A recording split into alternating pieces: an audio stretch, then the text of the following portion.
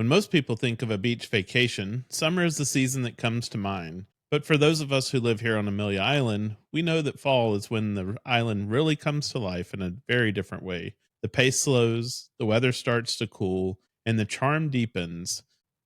In this episode, we're sharing why we think fall is the best time to visit Amelia Island and how you can make the most of your stay.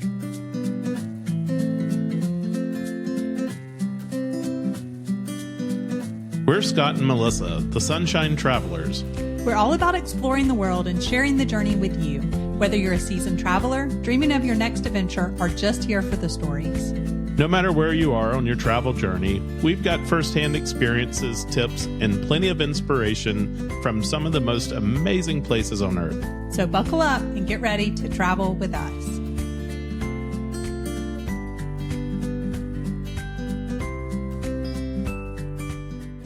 So, Melissa, the picture that I think of when I'm thinking of summer on Amelia Island is our grandson Rhodes, and he was sitting there trying to eat that ice cream cone, and it was melting faster than he could eat it. And, the other thing was it's so hard to try to get reservations at restaurants here unless you're willing to go early in the day or kind of late at night. Yes, and if it's not a place to take reservations, and then if you go like at the peak time, then you have to wait a long time. So same thing, like early or late. But fall here on Amelia Island is a completely different story, and we really love it then. The air starts to cool down a little bit. It's still warm during the day, but in the evenings and the mornings, it's just a lot cooler. The crowds disappear for longer periods of time, and the island feels like it just opens up in the very best way, don't you think? Yeah, it's just a little more relaxed. You can get an earlier dinner reservation. You can enjoy a long walk on the beach without, a lot of noise and people around. You can even sneak in a round of golf during some of the best weather of the year. Yeah. And it still gets warm, but you don't just have that absolutely like sweltering. You still probably don't want to do the middle of the day, but you can play a little bit longer, right? You can start a little bit earlier in the afternoon. And if you're staying down at the Ritz, they have those amazing fireplaces that they turn on. You can order a drink and then sit by that fire and then just have that ocean just to look out on just beyond that. Well, in today's episode, we're sharing why we think fall might be the perfect time to visit Amelia Island. Whether it's the outdoor adventures and local events, we'll share where to stay, where to eat, where to play. So let's just go ahead and dive right in. It's good. Well, let's start with what actually changes after summer. And I guess we should define what is summer, because it really starts here around Memorial Day. So I think that's when summer really kicks off here on the island. You start to notice that the crowds get a little bit more. And then by July 4th, I would say that summer is, it's in full motion. Yeah, definitely, for sure.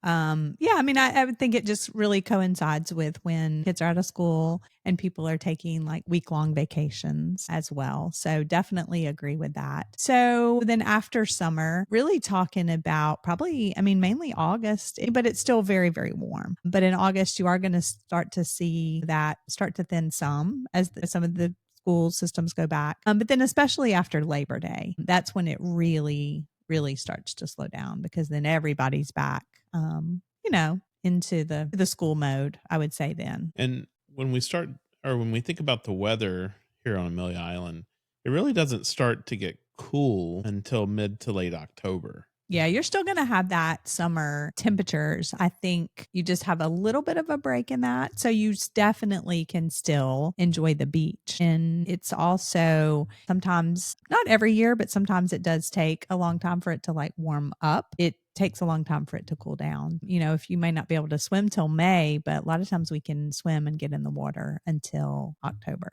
And I think that really just depends on the storm season. Yeah. And so is it bringing in the colder water from deep out in the Atlantic? Yeah. And I think that's the only thing that you really have to just think about and watch out for, right? Is that storm season. But that's not something that you can predict, even a couple of days out.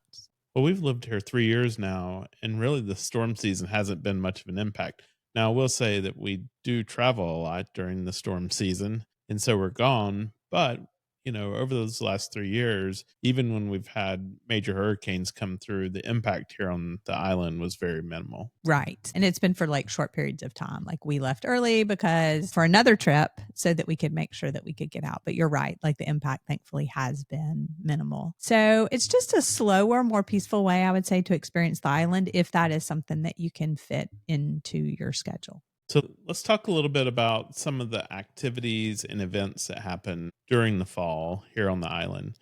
One of the things that comes to mind is going hiking and biking. Like this is, the first time that you can really get back into that. So, whether you're on Egan's Creek or you're over at Fort Clinch or you're even down the boardwalk on the south end of the island, much more pleasant weather in the mornings and in the evenings to get out and to walk around or go biking and to do those types of activities. Yeah, and a lot of people might not think about hiking or being able to do some walking trails, but we actually do, like you mentioned, Fort Clinch State Park. There's actually quite a number of trails, and then walking the Greenway, and so that can be especially pleasant as it cools down. And the one thing I would say about fall versus spring is like spring, it just seems to can be very buggy. Whereas the fall, you don't get that quite as much. So that's why it can be a really enjoyable time. But then also biking. So on some of those same trails, you also can do the mountain biking. You can ride your bike on the Greenway, and you can ride like all of that. That's what's so great about the biking is that it's easily connectable. And so you have just miles and miles that you can pleasantly bike as well.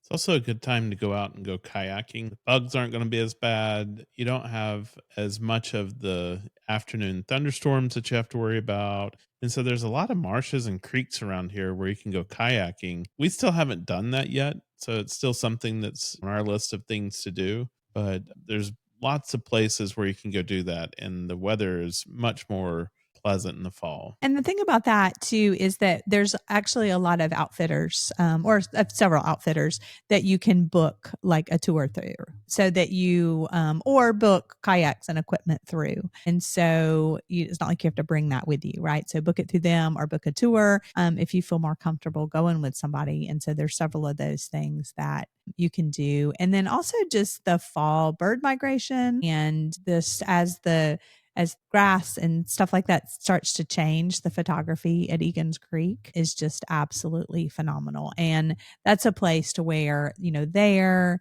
then the marina, and then even the sunsets at the beach. Some of those golden hours, the light for those kinds of activities are just phenomenal as well. Let's talk about some of the seasonal events that happen here on the island. First of all, every Saturday of the year, there's a farmer's market that's open from 9 to 1. And they're going to be there, rain or shine. Say it might depend. If it's raining, there might be fewer vendors there, but the farmers market is open every Saturday. However, in the fall, they start with the Fernandina Beach Arts Market. Yeah. So second and fourth Saturday. And they used to have this just right there kind of but it's a couple of blocks down now near Pepper's restaurant. So they've moved that down. But that's what I love about the island here is a lot of times when you travel and go places, that farmer's market is going to be so seasonal. That's one thing that I love about here is because a lot of times when you travel and go places, those farmers markets are going to be spring, summer, but you have that all year round here. It's just a great thing to be able to visit. So we wanted to point that out because a lot of people would think of that being seasonal. But the other thing that starts to kick off, to really kind of kick off fall, is the dining month that starts in September. And last year was the first one. And so they're going to host that again this year. And so basically what it is throughout the whole month, certain restaurants have special prefix specials, there's two different price points. And I think it just depends on the restaurant. So just have a look at that. If you plan on being here in September, it goes from the 1st all the way until the 3rd. And so just look up that calendar of events for Amelia Island Dining Month and you can see the restaurants. As we get closer, more details about that are going to come out.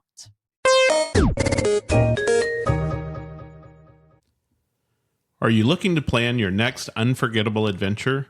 At Sunshine Travelers Experiences, we specialize in helping you create tailor-made travel journeys that turn your vacation dreams into reality. Whether you're craving a relaxing beach escape, an awe inspiring cultural journey, or a thrilling outdoor adventure, we can help. Why choose Sunshine Travelers Experiences? Personalized itineraries designed just for you, expert travel advice and insider tips, seamless booking from start to finish, exclusive access to top destinations and hidden gems. We also book cruises, all-inclusives, groups, tours, and so much more. If you're unsure where to even start planning that bucket list trip, start by asking us. Then let Sunshine Travelers Experiences handle the planning so you can focus on making the memories. Explore now, sunxtravel.com. If you have any questions, email us info@sunshinetravelers.com. We also have in the first week of October the Island Hop Craft Beer Festival. So if you're a craft beer lover and you enjoy that, there are several craft beer breweries right here on the island and in Jacksonville and in the surrounding area.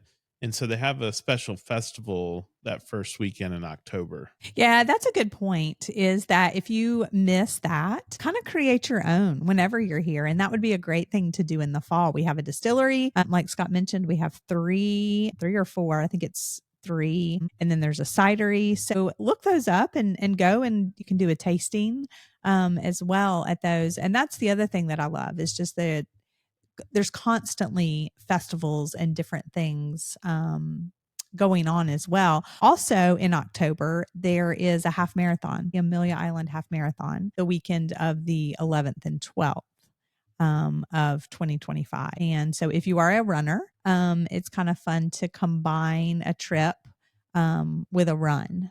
We did that in Waco, Texas. That was how we kind of got out to Magnolia.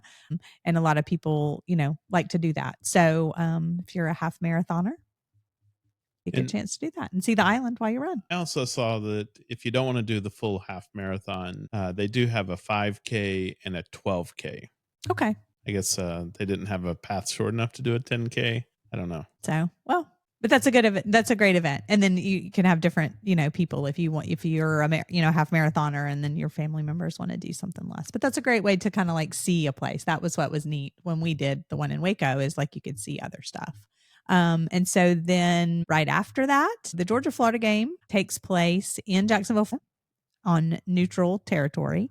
And so that's a close enough where a lot of people come and stay on Amelia Island. And so it quite livens up the downtown, the live music and the different venues like the Green Turtle and the Palace Saloon. And so that's a fun time to just kind of hang out and see Even, people.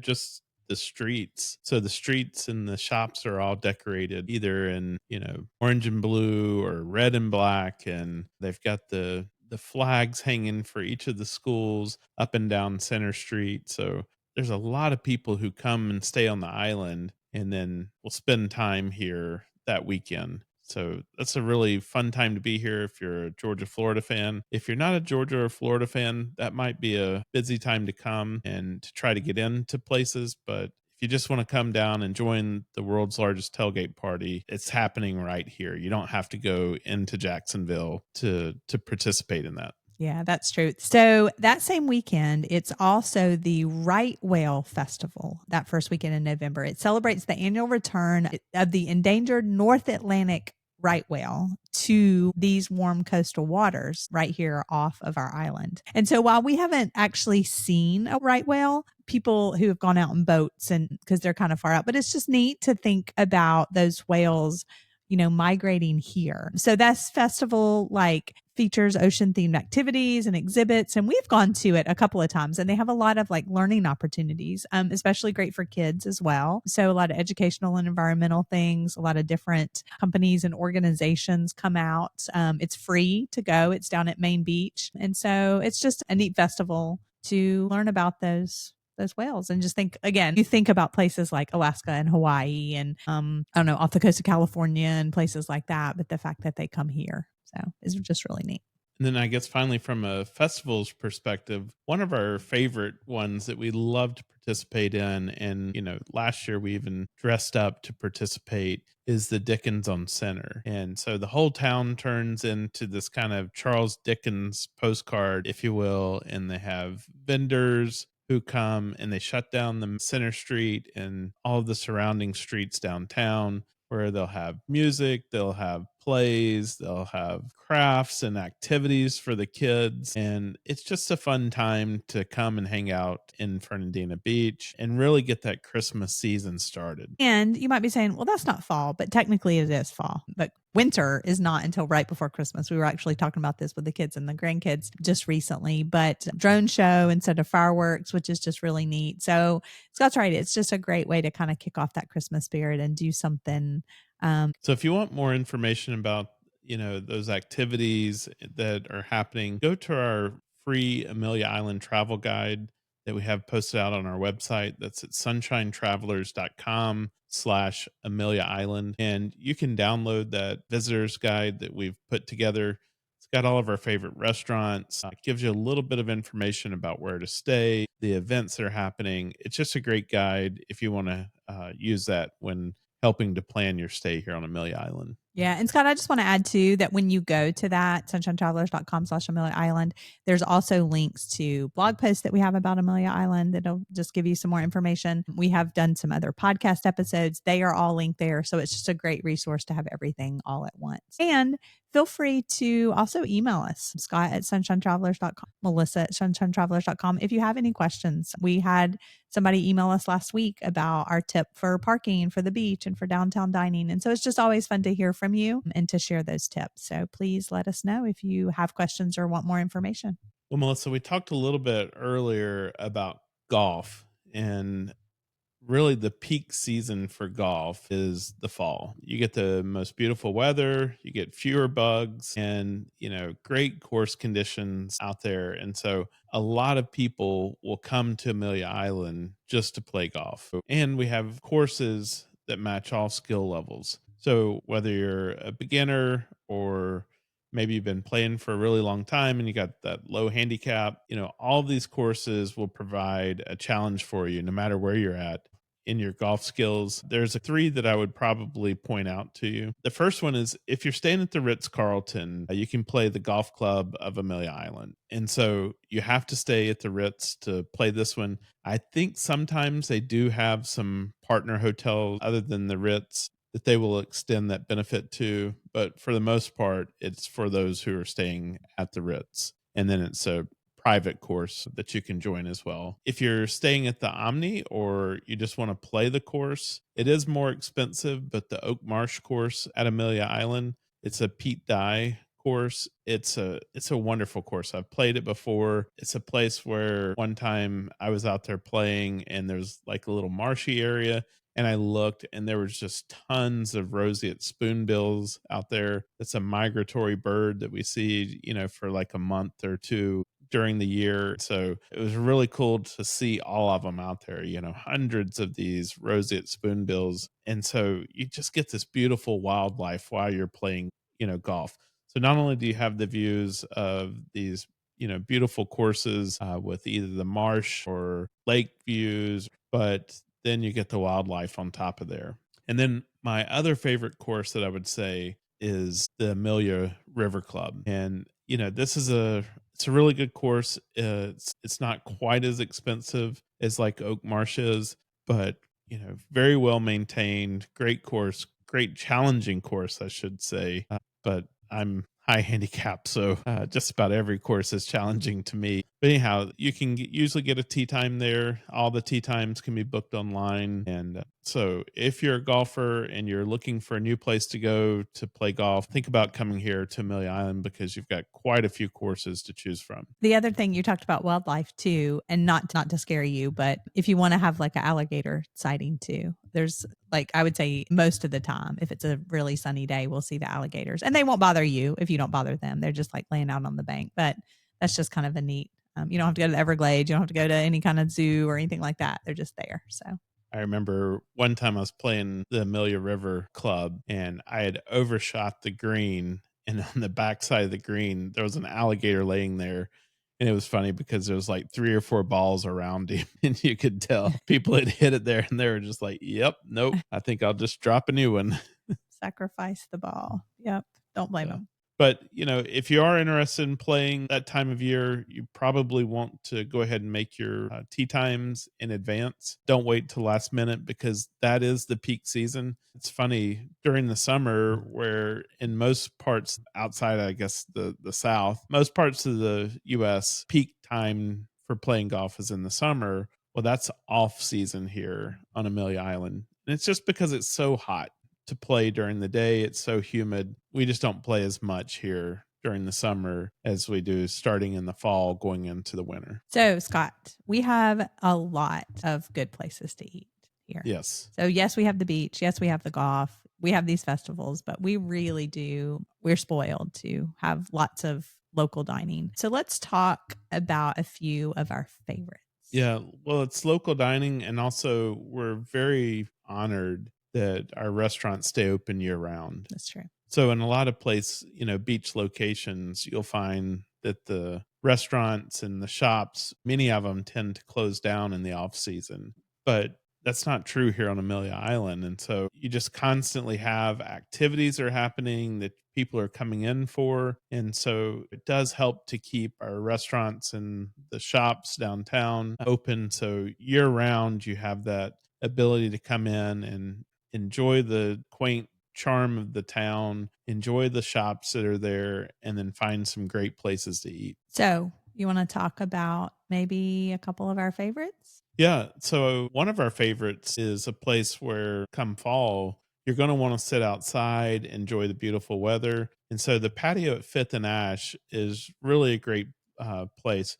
Very charming atmosphere. It's like a little courtyard under some trees, and they usually have tables that have fireplaces in them, or they have the outdoor heaters if it gets a little cool in the evenings. And great food, great drinks. They usually have some live music out on the patio as well. And so that's one of my favorite places to go. Yeah. Any recommendations, specific recommendations? They do have some specials there. So.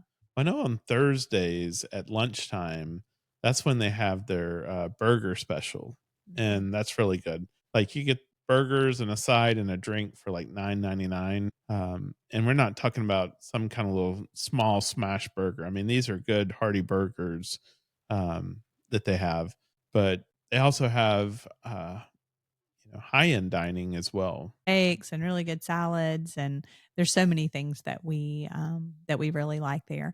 So we always, of course, recommend that you go try Wicked Bow. You need to look this up. Like you're not going to pass it walking down Center Street. So make sure you look. It's a little bit off the beaten path, but well worth it. I mean, just a couple of blocks up when I say that. But Natalie always has her seasonal sake sangria. So a flavor of the month every month. And then to try along with some of her specials too. We went a few weeks ago and I had this special, like the crusted seared tuna. So she's always has these specials. So hopefully you'll meet her. She's almost always there. Please tell her that the Sunshine Travelers sent you and don't miss that. The other thing I wanted to point out too is probably a lot of the coffee shops, but definitely in Macoma, they'll have some seasonal fall coffee drinks and stuff too. And they do a good job with that. So go by Macoma, which is, yes, it is also the brewery, but it's a coffee shop by day. So you can go for your coffee hour and then stay for your happy hour, but definitely try some of their seasonal ones. And the other thing I guess we should say too while we're talking about Macoma is they'll have some seasonal things too. There's a lot of restaurants. So go to that sunshinetravelers.com/Amelia Island and grab that guide so that you can read through some of our favorite other ones too. Well, let's talk a little bit about where to stay. We've invited you to come and check out Amelia Island, but now you're going to need somewhere to stay. And one thing that I would point out is there's not very many beachfront inns, right on the ocean. I know if you go over to the Gulf, they've got lots of hotels and inns that are right on the ocean, and that's not necessarily true on Amelia Island. It's much more houses. There's a few condos, but for the most part, it's all single family residences along the beachfront. And so wanted to just talk about a few of them. First, there's the Ritz-Carlton down on the south end of the island. Very upscale. It's oceanfront. And one of the things Melissa talked about earlier is those beach facing fireplaces that are out by the pool, really cozy seating. And so on a nice, cooler fall night, You can sit around there with family and friends, enjoying a glass of wine or a cocktail and just hang out there till late in the evening. And so that's one that I would highly recommend. And then, of course, right next to that is the Omni Resort on Amelia. We've been down and we've actually eaten at the restaurant inside the Omni. We haven't spent as much time around the rest of the property. And so, once again, that one's going to be beachfront as well. And both of those have golf amenities, spas, all of the things that you might be looking for on a nice resort stay. Then we have plenty of other smaller hotels as well, Melissa, and those are kind of scattered throughout the island. So if you want to be on the beach on the north end, there's really only two other places that are going to be right there on the beach. And one of them is a small lodge, Elizabeth Point Lodge. And I would consider it to be like a boutique hotel. Like it's not going to have very many rooms. And then also Seaside Amelia. Both of those are right at Main Beach. And that's really as far as hotel type of accommodations that you're going to have on the beach. Other than that, you would need to look for condos or renting a house. And then there are some that are close by. So there's a Spring Hill Suites courtyard that's within walking distance, and then actually several. And when I say within walking distance, like a couple of blocks that you'll find as well. And then we've got hotels that are a few blocks away, and then also then downtown as well. And the other thing about downtown that if you want something that's more like a historic bed and breakfast, you're actually going to find several of those. Those are included in that guide, but encourage you to check that out as well because there's a lot of neat places to stay. So it really just kind of depends on what you're looking for, but just be aware of that. If you want like hotel on the beach, you're going to find like those four, and that's pretty much it. Well, so one of the questions that we get from listeners from time to time is they're asking, is it too cold for the beach in the fall?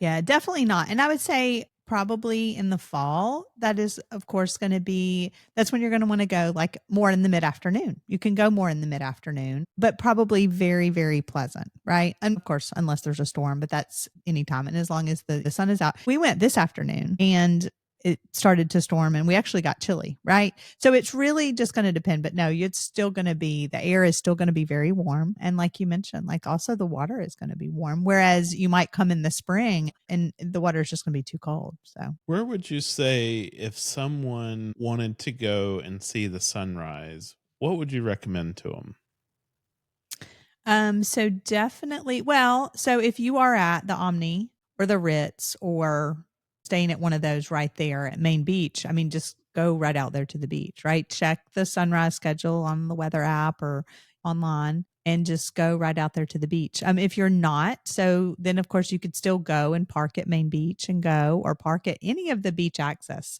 So that's the other thing that we've mentioned previously, but not in this episode. So if you're not staying right there at the beach, and let's say you have a car, if you've rented a car or something like that, every quarter of a mile there is beach parking and beach access. And you almost always, and especially I would say in the fall, you're going to be able to find parking just anywhere along the beach.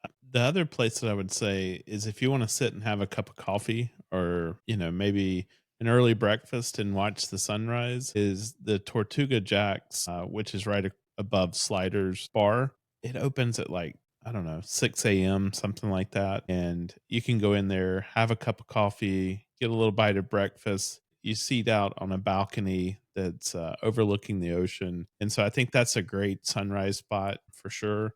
But if you want to catch the sunset, you got to go to the other side of the island, which is going to be down around downtown in the marina area. And those are some really good places to catch that sunset view. Yeah, and so that's the other thing I would say, like people might think, okay, well, because it's on the Atlantic, then you're not going to have that sunset. Because we're on the island and we have that water, you do get the best of both. You get the best of both worlds. So yeah, head down along the marina. And they've actually improved the road and improved like the parking and stuff as you go up from the marina. So there's a lot more, I would say, to watch the sunset. But it's just a phenomenal place. The other place you could go, if you haven't been to the old Fernandina, there's like it's a little tiny state park, but it gives you some green space out to the water, and that's a great area too. So Boy, some locals are really going to shoot you on giving that one away. Well, if you have any questions about visiting Amelia Island, like Melissa said, please reach out to us, send us an email. scott@sunshinetravelers.com. I'd be more than happy to help you plan your stay really like a local. And then also make sure to download our Amelia Island guide. So that's sunshinetravelers.com/Amelia Island. And those are great resources for you to help make the most out of your visit to the island. Scott, I wanted to point out, since it is a destination, just a few little packing tips to go along as you're thinking about coming to the island. So I would say throw in for fall, that would be different. Throw in some lightweight long sleeve something, right? Whether it's a t-shirt or some kind of cardigan that you can just put on over in the morning and the evening. And then also, so dinner doesn't have to be dressy, and even places that are more, we have a few that are really nice restaurants, but they're still very casual, but it's kind of fun to dress up, right? So a longer dress, sundress, maxi dress or something that then maybe you could pair that cardigan with. For guys, khaki pants and khaki shorts with polo or button up is always good. Bring some comfortable shoes for walking around downtown, whether that's just like a comfortable pair of sandals or a comfortable pair of sneakers or something like that. Always a good idea to have like a lightweight rain jacket, umbrella, maybe some bug spray. Like we said, it's not as bad, but if you're going to do hiking or something like that, but always bring some sunscreen too, especially if you're not used to the sun. And then if you're flying and you just kind of want to pack light, find a fun like tote bag that you could put a towel in and go to the beach, and then also that you could take to dinner or something like that. That would be kind of a good way to double up on that without having a bunch of stuff for packing. And then always have your portable phone charger so your phone doesn't die and you don't miss the pictures of the sunset. Well, Amelia Island in the fall is quieter, it's cozier, and it's a lot more relaxed. Whether you're into golf, nature, history, or just a peaceful walk on the beach, this is the time of year when the island really opens up for a deeper experience. We hope this episode has helped you imagine what a fall getaway here could look like. Download our free Amelia Island travel guide at sunshinetravelers.com/Amelia Island. Start planning your fall escape, and we'd love to help you make the most out of your time here on the island that we're lucky to call home. So until next time, remember the world is full of sunshine and surprises. Make 2025 the year that you explore beyond the familiar. That's a wrap on this episode. We hope it gave you some inspiration for your next adventure. If you enjoyed the show, we'd love for you to leave us a 5-star review on your favorite podcast platform. It helps others find us and keeps the travel conversations going. Don't forget to follow or subscribe so you never miss a new episode. And come hang out with us on Instagram or Facebook at Sunshine Travelers Podcast. That's Travelers with 1 L. Most importantly, share this episode with a friend. You never know, they just might become your next great travel companion.